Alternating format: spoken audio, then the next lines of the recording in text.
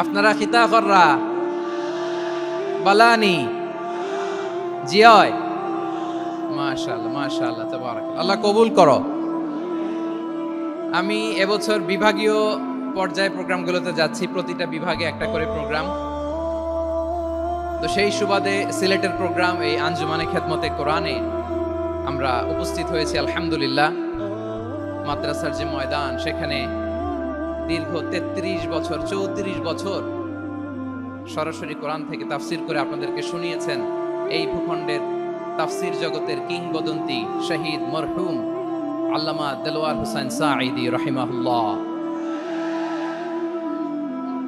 আমরা আমাদের আল্লামার জন্য দোয়া করি, আল্লাহ তাআলা মরহুম আল্লামা দেলোয়ার হোসেন সাঈদী রাহিমাহুল্লাহর জীবনের সকল খেদমাগুলোকে আল্লাহ তাআলা কবুল করে নিক।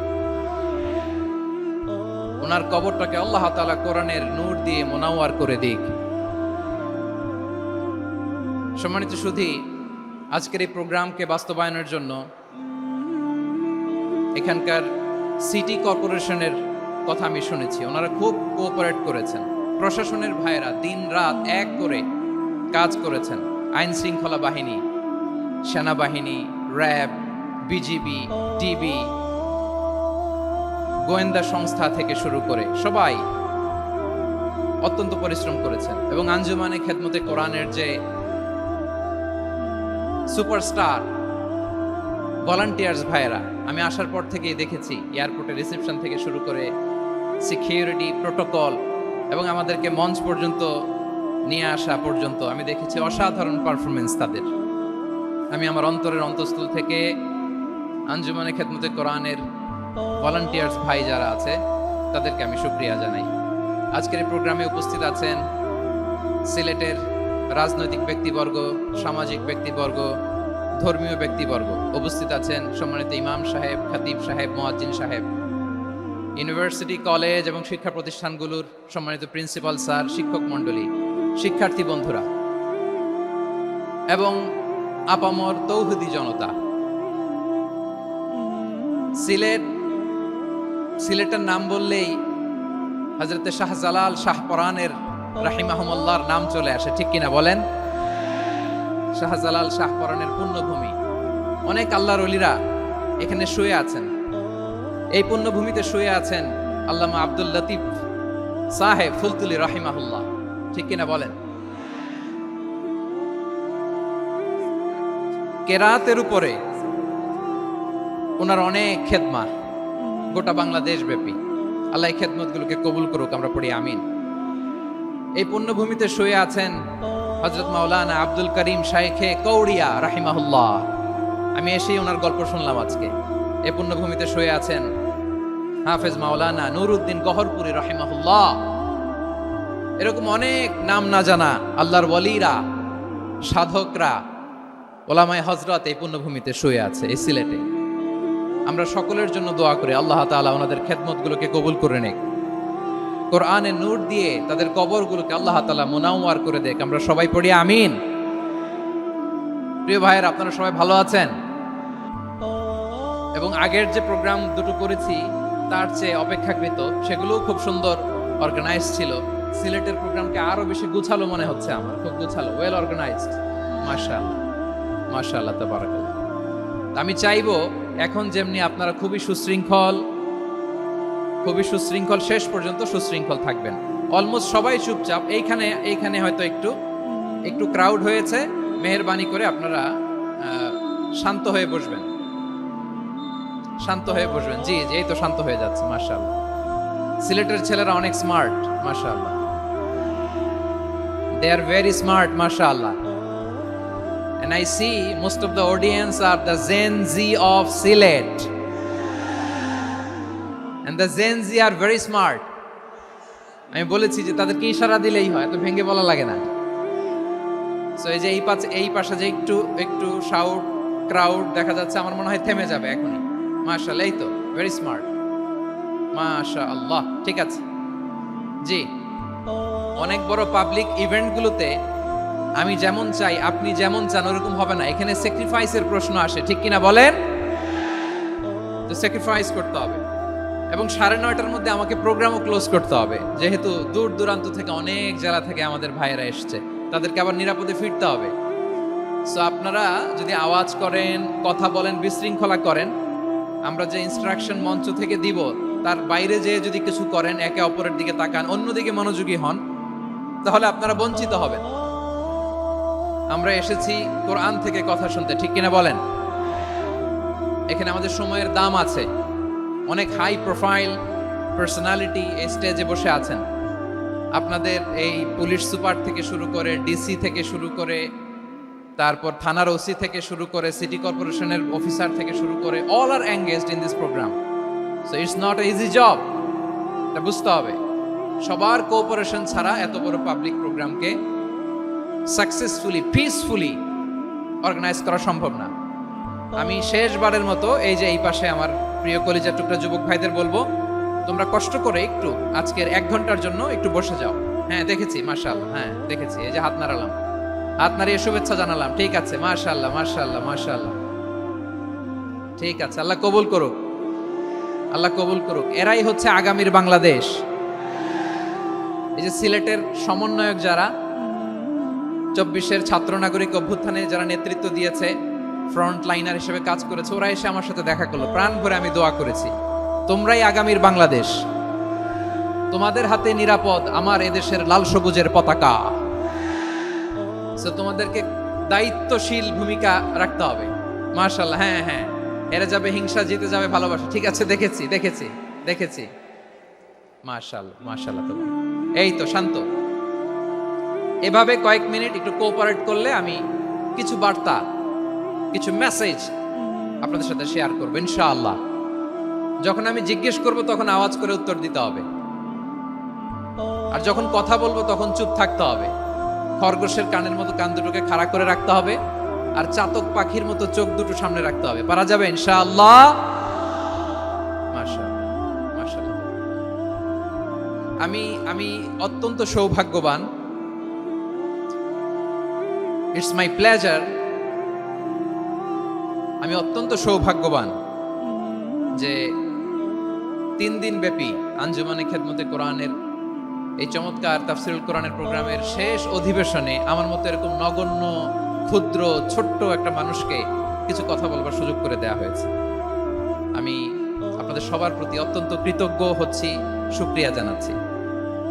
আমি আরো সৌভাগ্যবান এজন্য যে জি জি জি এই জায়গা থেকে আমি আর আওয়াজ শুনবো না, হাতও দেখাতে হবে না, একেবারে সাইলেন্ট। আমি আরো সৌভাগ্যবান যে আমি অত্যন্ত নগণ্য, ক্ষুদ্র একজন কোরআনের ছাত্র হয়ে কোরআন থেকে যা বুঝেছি, এই কথাগুলো যখন দেশ থেকে দেশান্তরে যেখানেই যাই শোনাবার জন্য লক্ষ লক্ষ দিনী ভাইরা সেখানে উপস্থিত হয়, আলহামদুলিল্লাহ। এবং যারা আসতে পারেন না, এরকম কোটি কোটি বনি আদম পরবর্তীতে সোশ্যাল মিডিয়ার কল্যাণে তারা কথাগুলো শোনেন, আলহামদুলিল্লাহ। আবার এমনও অনেক আছে যারা আমাদেরকে পছন্দ করেন না, তারাও ডায়েরি, খাতা কলম নিয়ে, মোবাইল নিয়ে, ল্যাপটপ খুলে আমাদের আলোচনা শোনেন। আমি তাদেরকেও ভালোবাসি, কারণ আমার স্লোগান হচ্ছে, হেরে যাবে ওদের হিংসা, ষড়যন্ত্র, জিতে যাবে আমাদের ভালোবাসা। যারা আমাদের বিরোধিতা করে, আমাদের ব্যাপারে ঘৃণা ছড়ায়, তাদের জন্য আমাদের বুক ভরা দরদ আর ভালোবাসা আছে না নাই? কারণ ভালোবাসা দিয়ে যা জয় করা যায়, কঠোরতা দিয়ে তা পারা যায় না। তো যারা বিরোধিতার জন্য আমাদের আলোচনা শোনেন তাদেরকে ওয়েলকাম। যারা আমাদের আলোচনা আউট অফ কনটেক্সট নিয়ে এক জায়গার মাথা আর এক জায়গার লেজ জুড়ে দেন, তাদেরকেও ওয়েলকাম। গত সপ্তাহে আপনারা জানেন খুলনা বিভাগের প্রোগ্রাম আমি দিয়েছিলাম যশোরে, আদ্দিন ফাউন্ডেশনের উদ্যোগে। তো যশোরের প্রোগ্রামের এক ভিডিওর পেছনে আমাদের কিছু দিনী ভাইরা 6 বছর আগের এক অডিও ব্যাকগ্রাউন্ডে জুড়ে দিয়ে বিভ্রান্তি ছড়ানোর জন্য সোশ্যাল মিডিয়াতে ছড়িয়ে দিয়েছে।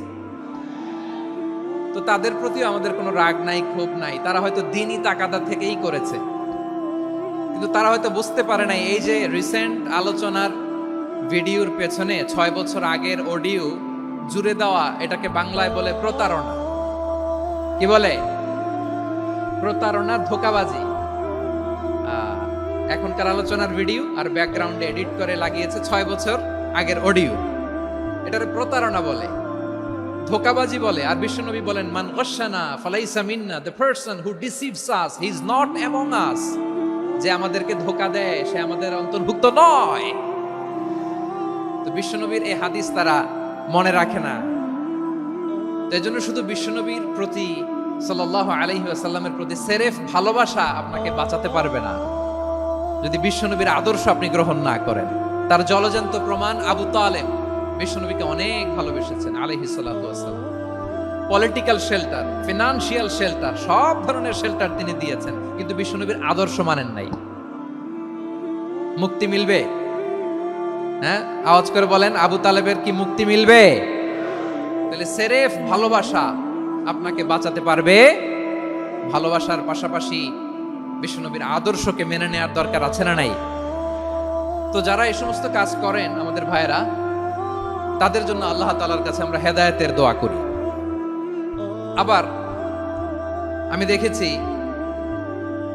আমার গত সপ্তাহের যশোরের আলোচনার একটা লাইনকে কেন্দ্র করে আমাদের অনেক রাজনীতিবিদ বন্ধুরা অনেক ক্ষুব্ধ প্রতিক্রিয়া দেখাচ্ছেন। ওই কথাকে নিজেদের গায়ে টেনে, নিজেদের গায়ে মেখে ওনারা ক্ষুব্ধ হয়েছেন।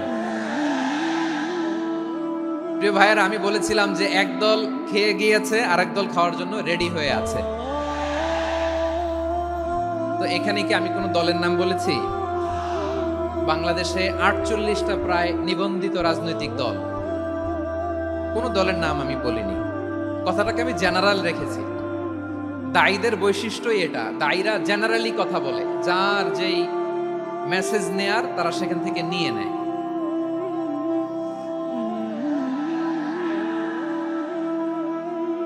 তো কোন দল এটা নিয়ে কোনো কথা বলল না। আপনারা এটাকে নিজের গায়ে যে মাখালেন, এটা ঠিক হয়নি। আমি বলবো যে এটা খুবই অনভিপ্রেত হয়েছে। কোন দলকে টার্গেট করে বা কোন দলের পক্ষে আমরা কখনো কথা বলি না। আমরা কোরআনের পক্ষে কথা বলি, ইসলামের পক্ষে কথা বলি, ঠিক কিনা বলেন? সো একটা জেনারেল কথাকে যদি আমার রাজনীতিবিদ বন্ধুরা নিজেদের গায়ে মাখেন, ক্ষুব্ধ প্রতিক্রিয়া জানান, এতে করে সাধারণ জনগণের কাছে একটা নেগেটিভ মেসেজ যাবে ওনাদের ব্যাপারে। এটা হোক আমরা চাই না। এদেশের যত, তো আমার প্রিয় রাজনীতিবিদ বন্ধুদের আমি বলবো, কথাটা ছিল ভেরি জেনারেল, এটা নিজেদের গায়ে মাখানোর কোনো দরকার নাই। আমরা এই যে এক্সিস্টিং যে রাজনৈতিক চর্চা, এটা থেকে আমরা বেরিয়ে আসতে চাই। আমরা চাই না এদেশে চাঁদাবাজি, দখলবাজি থাক, ঠিক কিনা বলেন? এদেশে কোনো দুর্নীতি থাক, টেন্ডারবাজি থাক, এগুলো আমরা চাই। আই হেট পলিটিক্স একটা জেনারেশন আছে, এই বেশিরভাগ জেন জি অফ সিলেট, এরা আই হেট পলিটিক্স জেনারেশন। এরা পলিটিক্সকে পছন্দ করে না। তো কেন করে না, এর দায়ভার আমাদের আছে না নাই? আছে। এবং আমরা দেখেছি ক্ষমতার পালাবদল যখন হয়, এক সরকার যায় আরেক সরকার আসে, তখন দুর্নীতির ফিরিস্তি আমরা জানতে পারি, এর আগে জানতে পারি না। প্রতিটা দলের ভেতরেই আমরা এই বাজে চর্চাটা দেখেছি। সো এখন আমাদেরকে শুধরে নেওয়ার সময় এসেছে। এটা এই সুন্দর সময়, নতুন প্রভাতের বাংলাদেশ, নতুন ভোরের বাংলাদেশ, এই সময় আমরা কাদা ছোড়াছুড়ি যেন না করি। আমাদের শপথ নেওয়ার সময় এসেছে। প্রতিটি দল, নিবন্ধিত 48টি, সবগুলো দলের এখন শপথ নেওয়া উচিত যে আমরা কোনোদিন আর চাঁদাবাজি করব না, টেন্ডারবাজি করব না, দখলবাজি করব না। আমরা সবসময় দেশের পক্ষে থাকব, সবসময় দেশের পক্ষে থাকব। সেই কথাগুলো ছিল ভেরি জেনারেল।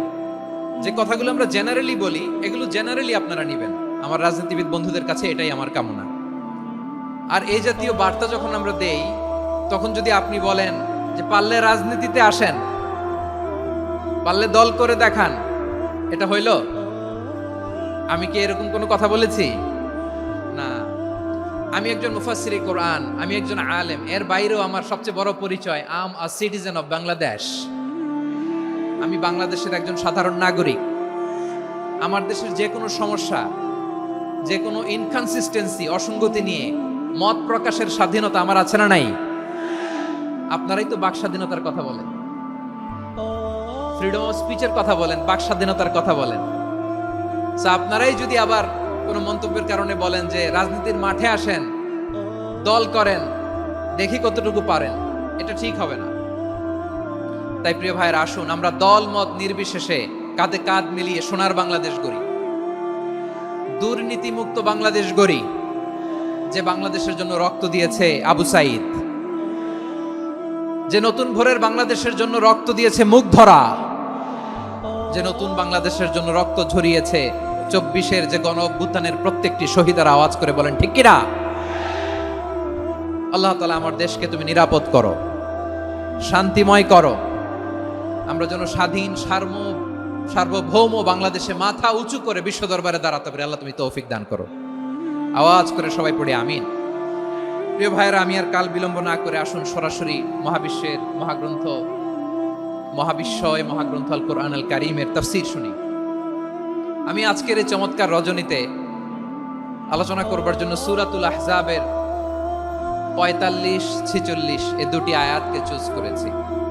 এই দুটি আয়াতের আলোকে কিছু কথা আপনাদের সাথে শেয়ার করব। আওয়াজ করে পড়ুন ইনশাআল্লাহ।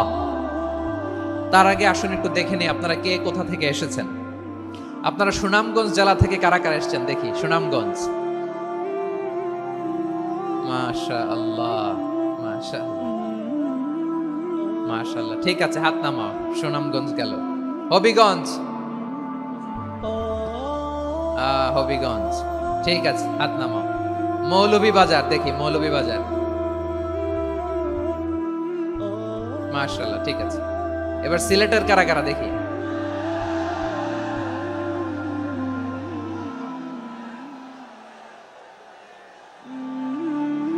মাশাআল্লাহ মাশাআল্লাহ। বক্কা বক্কা, ঠিক আছে ঠিক আছে, মাশাআল্লাহ মাশাআল্লাহ, I like it, I love it, মাশাআল্লাহ। সুনামগঞ্জ, হবিগঞ্জ, মৌলভীবাজার, সিলেটের এই 4 জেলার বাইরে থেকে কারা কারা আসছেন দেখি। মাশাআল্লাহ, অন্যান্য অনেক জেলা থেকে আমার বাইরে এসেছে। মাশাআল্লাহ, আল্লাহ সবাইকে কবুল করুক। আজকের এই প্রোগ্রামকে, এই তাফসীরুল কোরআন মাহফিলকে আমাদের নাজাতের ওসিলা বানাক। 3 দিন ব্যাপী দেশের প্রথিতযশা অত্যন্ত বিজ্ঞ প্রাজ্ঞ ওলামারা যে সমস্ত আলোচনা, দিক নির্দেশনা এই মঞ্চ থেকে আমাদের জন্য রেখেছেন, আমরা যেন সেগুলোর উপর আমল করতে পারি। আল্লাহ তৌফিক দান করুক। প্রিয় ভাইয়েরা, বড় গ্যাদারিং, অনেক বড় শোডাউন, জনপ্রিয়তা, এগুলো আমাদের উদ্দেশ্য না। আমাদের উদ্দেশ্য হচ্ছে আল্লাহর সন্তুষ্টি। সিলেট, আওয়াজ করে বলো, আমাদের উদ্দেশ্য কার সন্তুষ্টি? আল্লাহর সন্তুষ্টি। ওইটা যদি পাই যথেষ্ট, আলহামদুলিল্লাহ আলহামদুলিল্লাহ। আসুন আমরা আমাদের নিয়তকে খালেস করে নেই।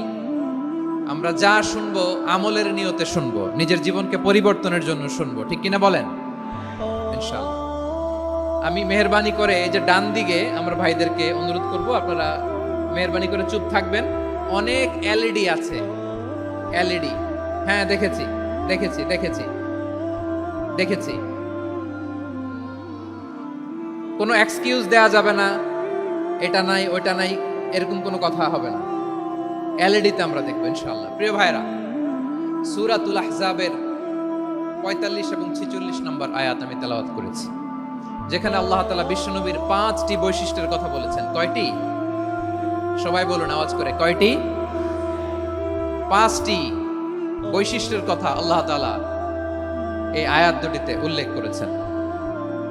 বিশ্বনবী সাল্লাল্লাহু আলাইহি ইসলামের জীবনী, ওনার বায়োগ্রাফি নিয়ে কথা বলাটা দুষ্কর, কারণ এটার কোনো শেষ নাই, কুল নাই, কিনারা নাই, বিয়ন্ডলেস, বাউন্ডলেস, বটমলেস। সুবহানাল্লাহ বলেন। কারণ তিনি তো এমন নবী যিনি হ্যাঁ বললে এটা শরীয়তে হালাল হয়ে যায়। নবীর মুখ দিয়ে যদি বের হয় হ্যাঁ, নাম, ইয়েস, তাহলে এটা হালাল, ঠিক কিনা বলেন? এ নবীর মুখ দিয়ে যদি না বের হয় যে না, নো, তাহলে এটা শরীয়তে হারাম হয়ে যায়।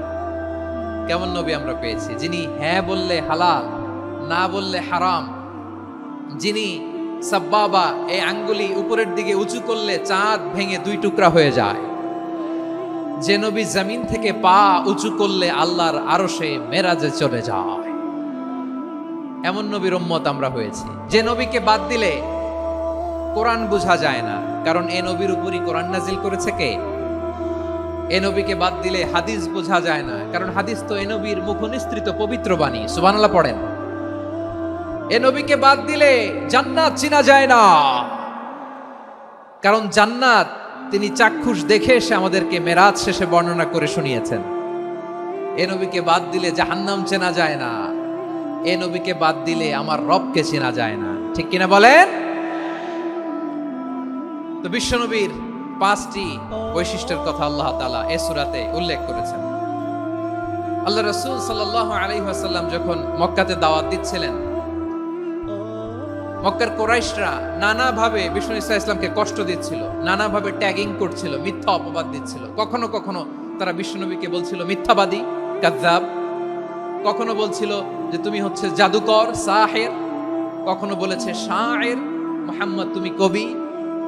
কখনো বলেছে কাহেন, মুহাম্মদ তুমি গণক। এবং কখনো বলেছে মুহাম্মদ তুমি হচ্ছে মাজনুন, মানে পাগল। আওয়াজ করে সবাই পড়ুন নাউযু বিল্লাহি মিন যালিক। তাহলে বিশ্বনবীকে মৌলিকভাবে এই 5টি অপবাদ দিয়েছে। আমার কলেজা টুকরা সিলেটের ভাইরা, বিশ্বনবীর ব্যাপারে মিথ্যা অপবাদ মৌলিকভাবে দিয়েছে কয়টি? 5টি। বলেছে তুমি মিথ্যাবাদী, বলেছে তুমি গণক, তুমি কবি, তুমি পাগল, তুমি জাদুকর। বিশ্বনবীকে যে এই 5টি অপবাদ দেয়া হলো, আল্লাহ তাআলা এটা সহ্য করেননি। এই 5টি অপবাদের বিপরীতে আল্লাহ তাআলা বিশ্বনবীর 5টি চমৎকার বৈশিষ্ট্য উল্লেখ করে সূরাতুল আহজাবের 2টি আয়াত নাজিল করেছেন। আওয়াজ করে পড়েন আল্লাহু আকবার। 5টি চমৎকার বৈশিষ্ট্য সূরাতুল আহজাবের ভেতরে রব্বুল আলামিন উল্লেখ করে আমাদেরকে জানিয়ে দিচ্ছেন, ইয়া আইয়ুহান নাবিয়্যু ইন্না আরসালনাকা শাহিদান ওয়া মুবাশশিরান ওয়া নাযীরা ওয়া দাঈয়ান ইলাল্লাহি বিইذনিহি ওয়া সিরাজাম মুনীরা। পড়েন আল্লাহু আকবার।